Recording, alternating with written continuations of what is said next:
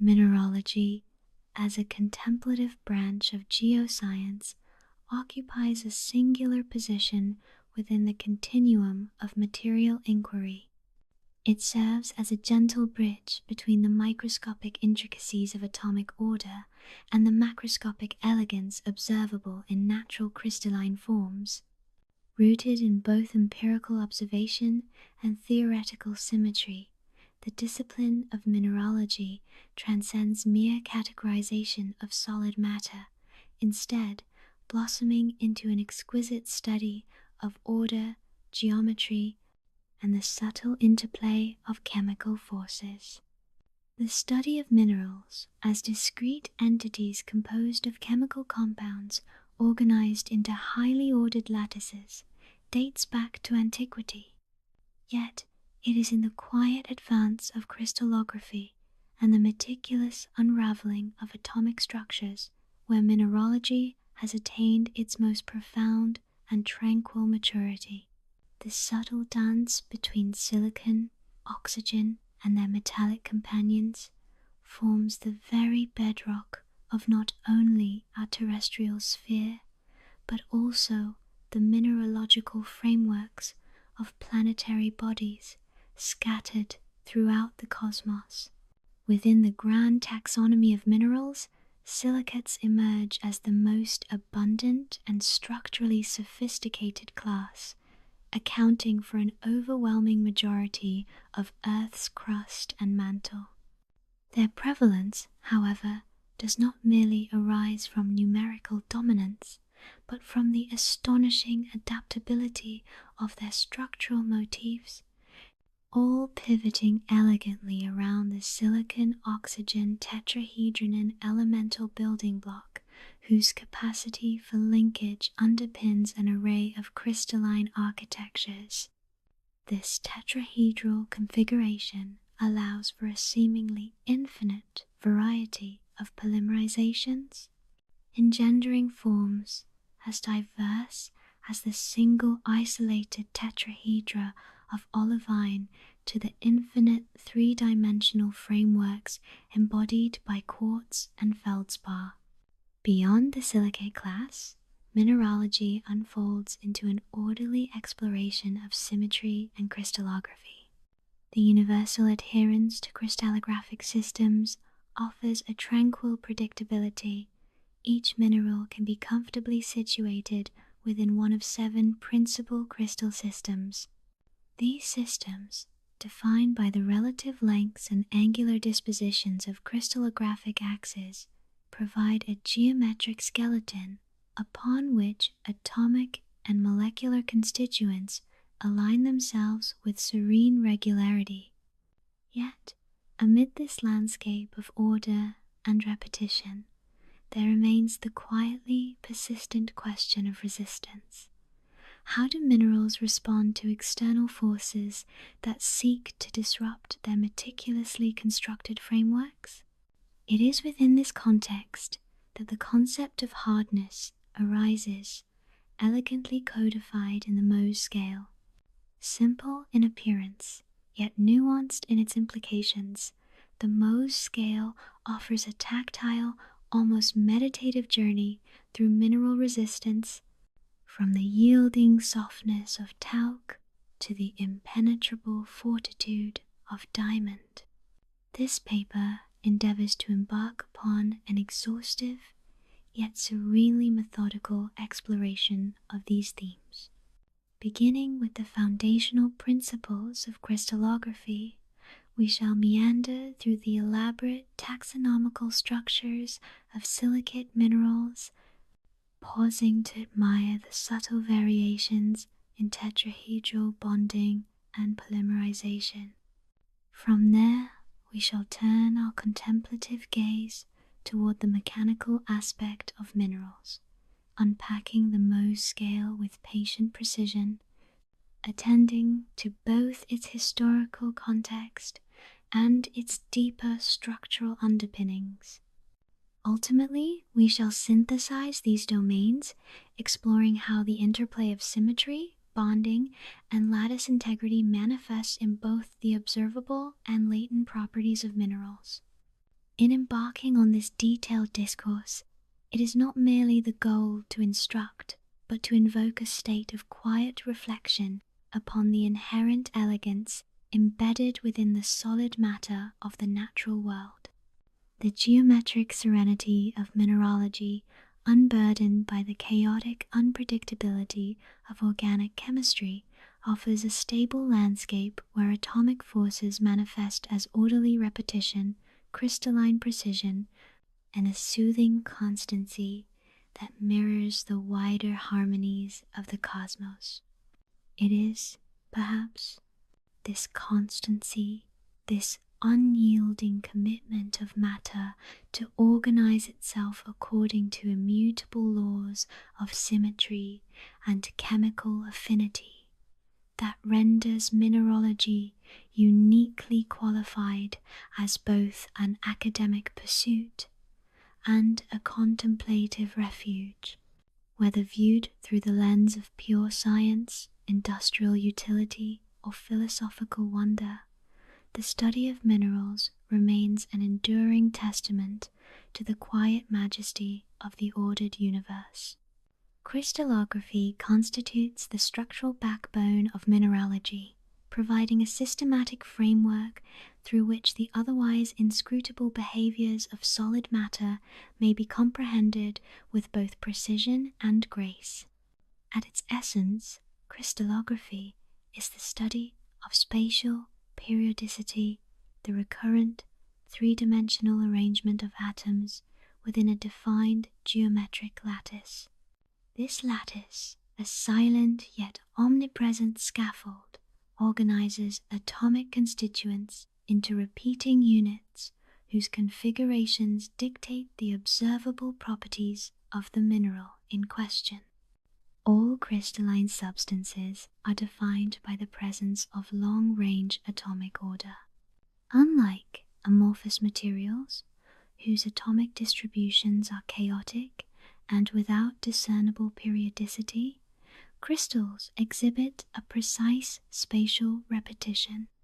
This repetition occurs through the operation of translational symmetry, wherein a discrete unit of structure known as the unit cell is duplicated in all three spatial dimensions to populate the entire crystalline volume.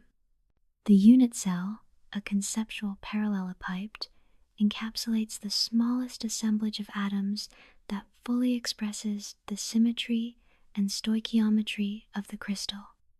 Each unit cell contains within it not merely a count of atoms, but a harmonious reflection of the crystallographic symmetry operations that characterize the mineral rotations, reflections, inversions, and glide reflections, all coalescing into a quietly harmonious order.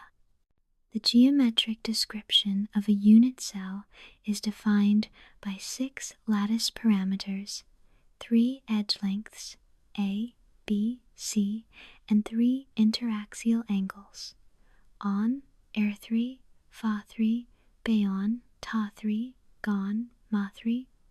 The specific constraints or freedoms among these parameters demarcate the crystal into one of 7 fundamental systems. These parameters govern not only the internal organization of atoms, but also the macroscopic morphology exhibited by the crystal. Symmetry, in this context, transcends mere aesthetic alignment and operates as a fundamental determinant of a crystal's internal and external properties. The presence or absence of symmetry elements such as rotational axis, twofold, threefold, fourfold, sixfold, mirror planes, and centers of inversion renders each mineral uniquely characterized within the broader crystallographic taxonomy. It is of subtle yet significant importance to distinguish between a mineral's habit and its internal symmetry. Habit refers to the outward morphology and manifestation, often influenced by growth conditions, environmental constraints, and impurities. Internal symmetry, by contrast, is inviolable. It is the rigorous, mathematically defined ordering of atoms within the lattice that persists regardless of external circumstances. Thus, a quartz crystal may assume prismatic, massive, or granular habits, yet its underlying trigonal symmetry remains immutable. A detailed examination of the 7 principal crystal systems reveals the serene regularity with which nature organizes atomic matter. 1. Cubic, isometric, characterized by 3 axes of equal length intersecting at 90 degrees. The cubic system exhibits the highest degree of symmetry and includes minerals such as pyrite, halite, and diamond. The isometric arrangement imparts exceptional isotropy to physical properties. 2. Tetragonal, defined by 2 axes of equal length and a third of differing length, all intersecting at right angles. Minerals such as zircon embody this system, which allows elongation along one principal axis. 3. Orthorhombic. All 3 axes are of unequal length but intersect at 90 degrees. The orthorhombic framework supports minerals such as olivine and topaz, offering moderate symmetry with distinct directional properties. 4.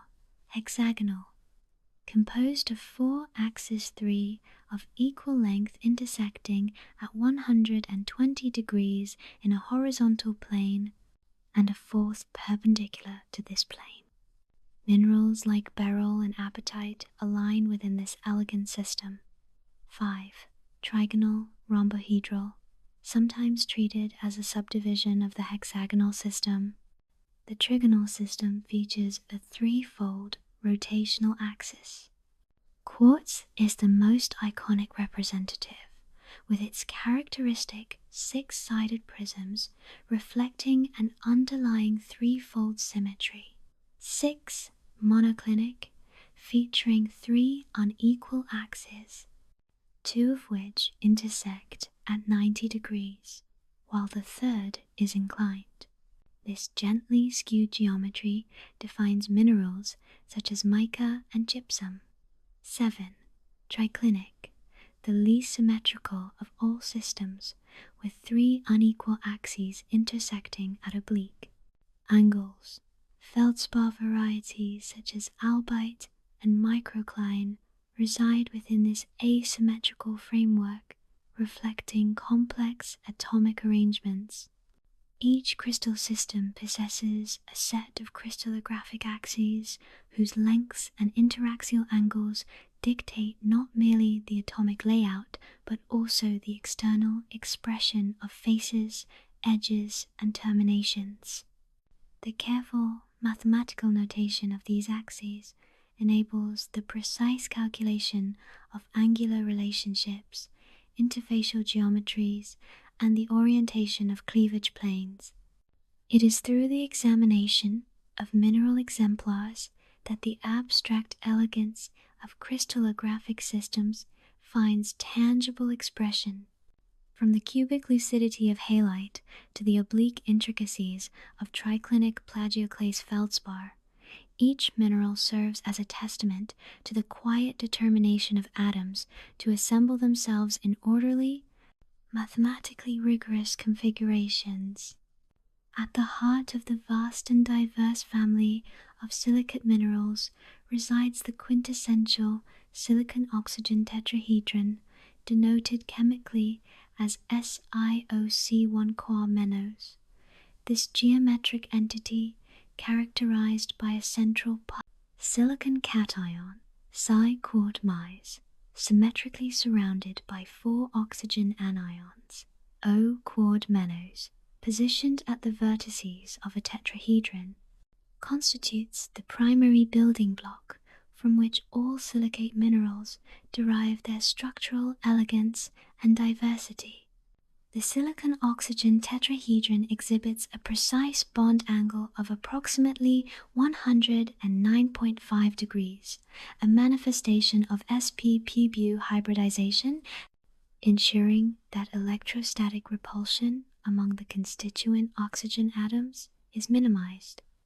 This configuration imparts a remarkable stability to the tetrahedron itself, though the tetrahedron does not, in isolation, satisfy the charge requirements for structural neutrality. The overall 4 charge necessitates further bonding, whether through the incorporation of additional cations or the polymerization of adjacent tetrahedra via shared oxygen atoms. This capacity for polymerization underlies the entire taxonomical framework of silicates. Depending upon how these tetrahedra share oxygen vertices, whether isolated, in pairs, chains, rings, sheets, or three-dimensional frameworks, the resulting mineral manifests a unique set of crystallographic, chemical, and mechanical properties. The taxonomy of silicate minerals is organized fundamentally by the manner in which silicon-oxygen tetrahedra are linked. There exist 6 principal structural categories, each defined by the extent and geometry of tetrahedral sharing: nesosilicates, isolated tetrahedra; pseudosilicates, double tetrahedra; cyclosilicates, ring silicates; inosilicates, single and double chains; phyllosilicates, sheet silicates; tectosilicates, framework silicates. Each of these classes represents a unique balance between covalent bonding within the tetrahedral framework and the ionic or metallic bonding that stabilizes the structure through charge compensation by interstitial cations. Nesosilicates, or orthosilicates, represent the most structurally simple form of silicate mineral, wherein individual silicon-oxygen tetrahedra exist as discrete units unlinked to adjacent tetrahedra. Each tetrahedron carries a net charge of 4, which must be neutralized through the incorporation of metallic cations. Structural characteristics: no shared oxygen atoms between tetrahedra, strongly bonded, densely packed structures, high resistance to weathering relative to more polymerized silicates. Physical properties: high specific gravity, conchoidal to brittle fracture due to the lack of directional cleavage, elevated hardness, commonly Mohs 6.5, 7.5, reflective of strong CO bonds uncompromised by tetrahedral sharing. Sorosilicates or disilicates embody a structure wherein pairs of tetrahedra share a single oxygen vertex, forming the basic unit. This partial polymerization introduces a mild directional bonding characteristic while preserving much of the integrity seen in nesosilicates. Cyclosilicates are distinguished by the formation of closed tetrahedral rings, wherein each tetrahedron shares 2 oxygen atoms with adjacent units. The general formula is SiO-Sen N-word N-way menos, where N is the number of tetrahedra in the ring, commonly 3 triads, 4 tetrads, or 6 hexads. Phyllosilicates form expansive 2-dimensional sheets, where each tetrahedron shares 3 of its oxygen atoms with adjacent tetrahedra, leading to the formula Psi-R-O-Wu menos. These sheets are held together weakly by van der Waals forces or by interlayer cations. Structural characteristics: pronounced anisotropy, with strong covalent bonds within sheets and weak interlayer forces, facilitates the characteristic platy or flaky habit. Notable examples: micas, exhibiting excellent bossar cleavage; clays, fine-grained and widely distributed. Talc possesses the lowest hardness on the Mohs scale. 1. Physical properties: perfect bossar cleavage, yielding smooth sheets; low hardness perpendicular to sheets, but significant resilience within the sheet plane; soapy or greasy feel in some members, notably talc. Tectosilicates represent the pinnacle of silicate polymerization, wherein each tetrahedron shares all 4 oxygen atoms with neighboring tetrahedra, resulting in a robust 3-dimensional framework. Hardness, within the lexicon of mineralogical characterization, embodies a material's resistance to abrasion, scratching, or mechanical indentation. This property, while seemingly simplistic in practical observation, belies an intricate interplay of atomic scale forces covalent strengths, ionic repulsions, and crystallographic orientations that collectively manifest as the tactile sense of resistance. The most prevalent and enduring metric by which mineral hardness is qualitatively assessed is the Mohs scale. This ordinal scale, originating in the early 19th century through the work of German mineralogist Friedrich Mohs, remains a cornerstone in field mineralogy and educational curricula. Despite its inherent nonlinearity and qualitative nature, the Mohs scale retains remarkable utility due to its immediate applicability in tactile identification processes. The Mohs scale is constructed as a relative hierarchy consisting of 10 reference minerals, each incrementally harder than the previous. Each mineral in this sequence can scratch those that are below it in hardness, but cannot scratch those positioned higher. The 10 benchmark minerals in ascending order of hardness are as follows: talc, gypsum, calcite, fluorite, apatite, orthoclase feldspar, quartz, topaz, corundum, diamond. This sequence was curated based on empirical testing, wherein each mineral was evaluated by its ability to impart a scratch upon another. Importantly, the transition between successive steps is not uniform. The hardness differential between some consecutive members is significantly greater than between others. Talc, the soft boundary. Talc embodies the minimal extreme of the hardness scale.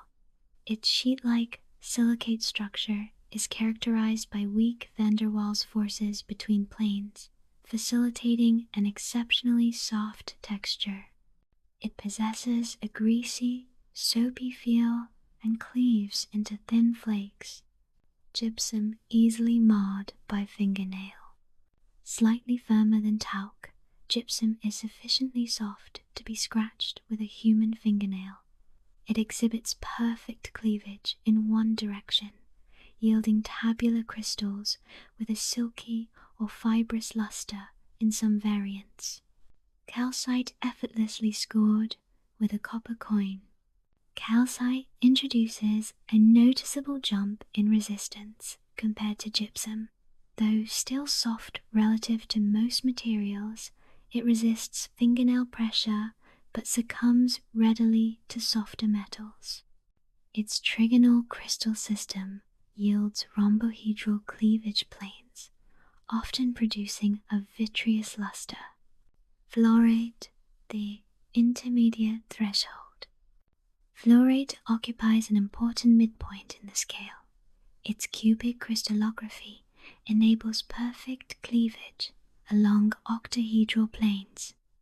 The resistance offered by fluorite marks the threshold where more robust metallic tools become requisite for testing. Apatite threshold of human tooth enamel. Apatite introduces a firmness comparable to the enamel of human teeth. This mineral marks the transition from easily scratched substances to those that require exertion with hardened steel instruments. Orthoclase feldspar entry into true robustness. Orthoclase represents a substantial elevation in structural cohesion. Commonly found in igneous rocks, this feldspar displays two cleavage planes intersecting at near right angles with a vitreous to pearly luster. It resists most common metals, but is still vulnerable to more formidable abrasives. Quartz, the ubiquitous challenger. Quartz is notably harder than orthoclase and is the most pervasive hard mineral encountered on Earth's surface. Its conchoidal fracture pattern, devoid of cleavage, reflects the three-dimensional tetrahedral framework that imparts formidable resilience. Quartz is capable of scratching most common materials, including glass. Topaz approaching the pinnacle. Topaz, a rarer but notable entry, introduces another significant leap in hardness. Its prismatic crystals, often elongated, exhibit basal cleavage coupled with superior resistance to abrasion. Corundum, nearly supreme. Corundum stands second only to diamond in this ordinal arrangement. Formed of densely packed aluminum and oxygen, it occurs in nature as sapphire and ruby, famed both for their aesthetic appeal and their extreme durability. Diamond, the absolute zenith. Diamond, at the summit of the Mohs scale, exhibits hardness unparalleled by any natural substance. Its crystal lattice is a consummate manifestation of covalent bonding efficiency, forming an exceptionally rigid three-dimensional matrix. Diamond can scratch all known materials while remaining impervious to scratching itself, except by another diamond. A fundamental limitation of the Mohs scale, albeit one that seldom impairs its field utility, is its nonlinear progression. The absolute hardness difference between corundum and diamond is exponentially greater than the difference between talc and gypsum. Laboratory indentation tests confirm that diamond is not merely marginally harder than corundum, but several times so in mechanical resistance. This realization underscores that while the Mohs scale provides an immediate sense of comparative hardness, it does not serve as a proxy for absolute mechanical strength or resistance to deformation. The underlying determinant of a mineral's placement on the Mohs scale is its crystallographic structure. Several interrelated factors govern hardness. Bond type. Covalent bonds contribute the greatest rigidity. Ionic bonds provide intermediate strength, while van der Waals forces yield the least resistance. Bond density. A greater number of bonds per unit volume generally translates to higher hardness. Symmetry and anisotropy. Minerals with densely packed, symmetric frameworks exhibit higher hardness, whereas those with layered or chain structures manifest softness along certain planes. For example, the platy layered nature of talc fosters weakness along basal planes, while the interlocked tetrahedral network of quartz distributes force uniformly, conferring its robustness. It is crucial to delineate hardness from other mechanical attributes. Toughness, a mineral's resistance to breaking or fracturing. Diamond, though supremely hard, is relatively brittle under shear stress. Tenacity describes a mineral's response to deformation, whether it is brittle, malleable, ductile, or elastic. Elasticity, the ability to resume original shape after stress removal, influenced more by atomic flexibility than by hardness per se. Thus, a mineral may rank highly in hardness, yet exhibit low toughness, a nuance often misunderstood in simplistic comparisons. The Mohs scale remains invaluable in both academic mineralogy and industrial contexts. Field geologists employ hardness tests as rapid diagnostic tools, while engineers reference hardness when selecting materials for abrasives, cutting instruments, and wear-resistant surfaces. Beyond practical implications, the tactile engagement of hardness testing offers a uniquely sensory connection between the observer and the silent architectures of Earth's atmosphere. In the gentle rigidity of a mineral's surface lies a testament to the silent labor of atomic arrangement. From the frail sheets of talc to the immutable lattice of diamond, hardness becomes not merely a mechanical measure, but a reflection of the subtle negotiations of nature's smallest constituents. The Mohs scale, then, serves as a poetic ladder, ascending through the increasingly firm whispers of crystalline cohesion. Hardness within mineralogical science is a reflection of a material's resistance to scratching, abrasion, or indentation. Though deceptively simple as an observed property, hardness arises from an intricate and highly ordered interplay of atomic forces, including the nature of chemical bonds, the density of atomic packing, and the geometrical precision of crystallographic alignment.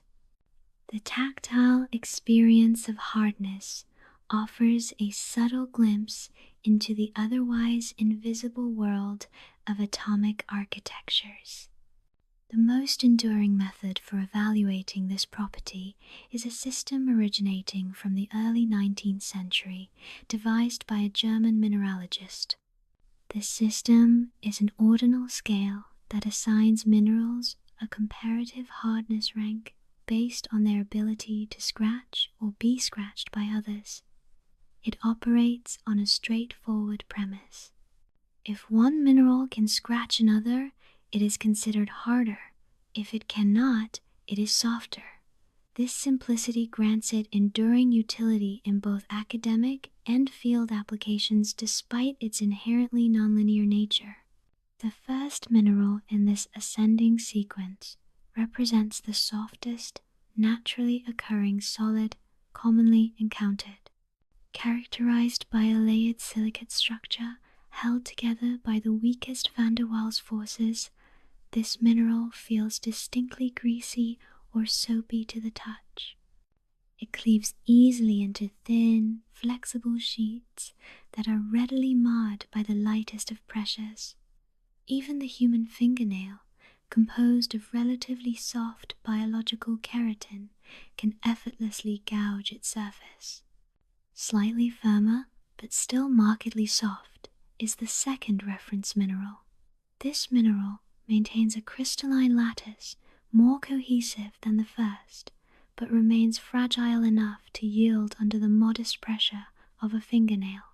Its crystalline form frequently exhibits elongated tabular habits, sometimes fibrous or satin-like in appearance, with a singular direction of perfect cleavage that enables it to split smoothly along distinct planes. A more noticeable increase in structural resilience occurs with the third mineral in the sequence. This mineral resists the fingernail, but readily succumbs to the scraping edge of a soft copper coin. Its internal lattice is defined by a trigonal symmetry that results in rhombohedral cleavage planes.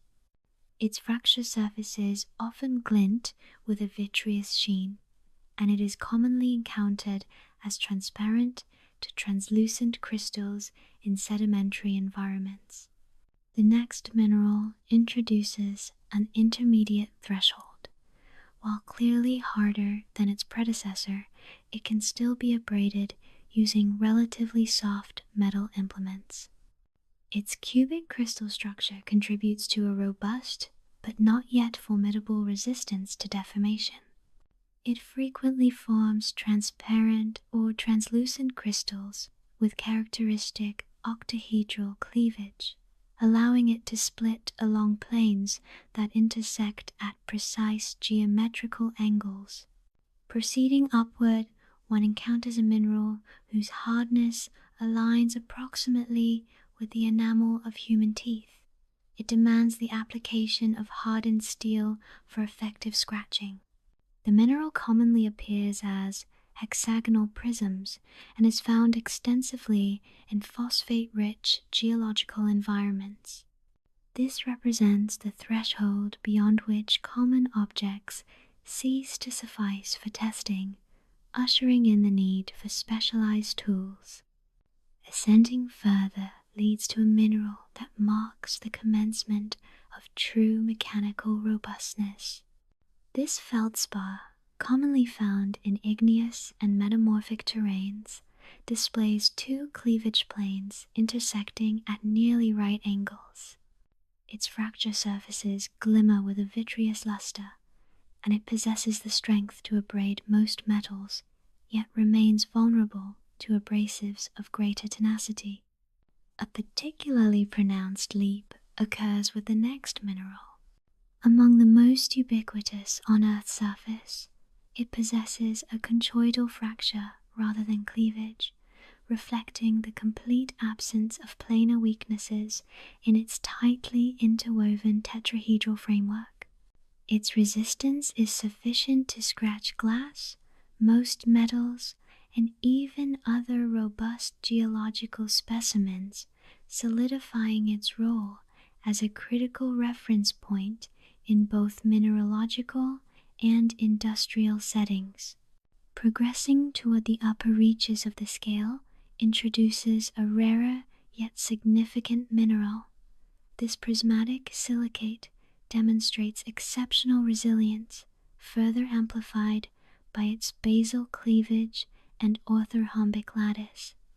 Found often in pegmatitic environments, it exhibits an appreciable jump in scratch resistance relative to the preceding mineral, a consequence of its highly compact atomic architecture.